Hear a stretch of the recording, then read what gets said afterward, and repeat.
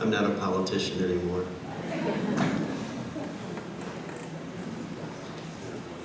I'm Jim. My wife Rhonda's over there. We're Maria and Tivadar's, Alan, Sophie's, Elijah's neighbor. What, about 14 years, I think, Rhonda? Give or take?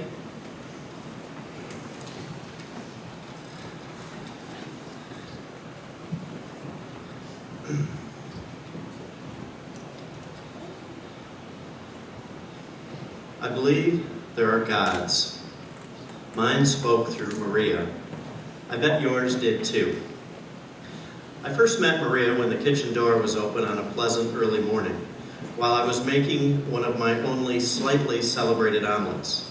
She walked right in, saying, "Would you have any fresh eggs and a little bit of ice cream? Cream? I'm your new neighbor, and we haven't had a chance to go to market yet." I was a daily drinker back then, and relieved my fifth of rum wasn't out on the counter for our first meeting.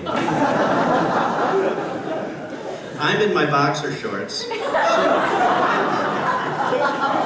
She's got on her nightgown, robe, and slippers, and I realized somebody completely different than our past professorial neighbors has now entered our family's life.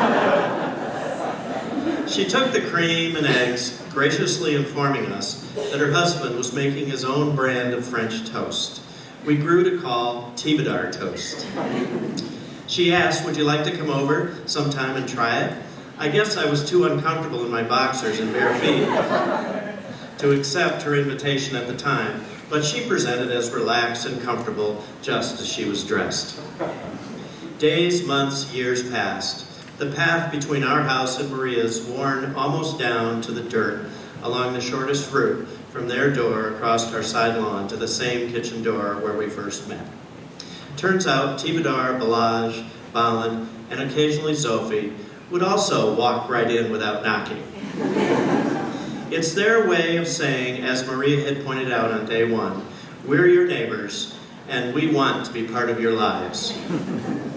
She would call us often on our landline early in the morning to check in on how our day would be unfolding, to see if we might do something with her and her family.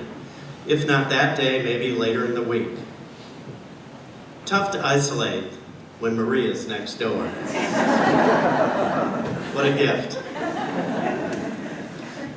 We would be asked to join Maria's and Tivadar's family in cello lessons, rowing events, hockey games, school plays, award ceremonies, afternoon ice cream socials, Tivadar toast feasts, nature walks, and just casual chats at their dining room table or back deck.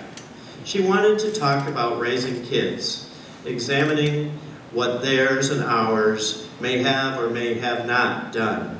She wanted to know how Rhonda and I were doing. Often at home, we'd ask ourselves, where's our youngest son, Gibson? Typically, he'd gone on a cross-country ski or a trip with Maria and Tivadar to watch Sophie, Balaj, or Balan play soccer or hockey. Gibson found comfort in knowing that at a last-minute breakfast, lunch, or dinner, he was always available and it was up for grabs at Maria's place. She spoke so highly of all our kids and their manners while visiting her home as we basked in her kindness.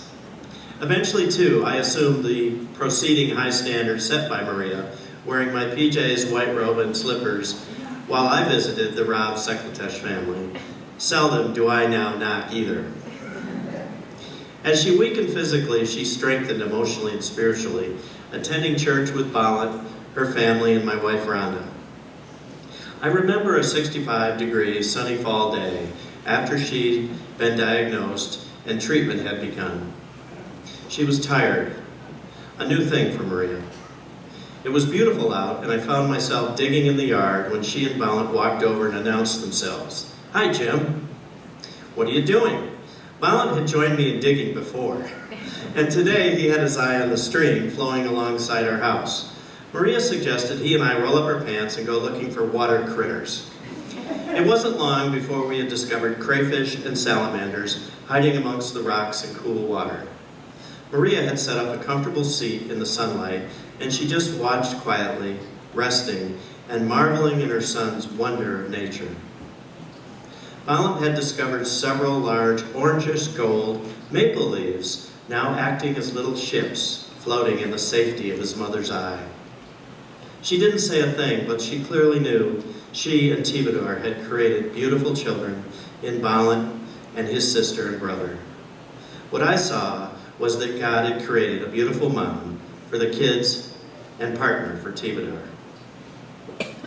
Maria gleamed grace right up to the moment she closed her eyes for the last time. Tivadar attended to her every need while Maria constantly expressed her appreciation and love for her husband, her children, her mother-in-law, although it was in Hungarian, I couldn't understand it, her brother, and truly everyone whom her spirit touched in those last days.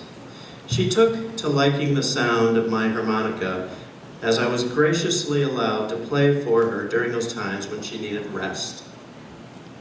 In closing, Maria is a gift to us all. She has taught me and my family what being a neighbor really means, how love and acceptance nourishes relationships, what really matters.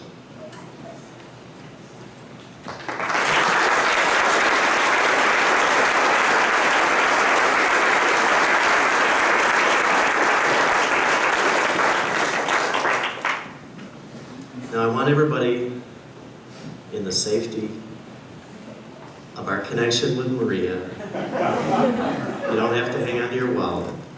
I want you to close your eyes just for a moment, and I'm going to play one of the tunes that I played for Maria, if I may.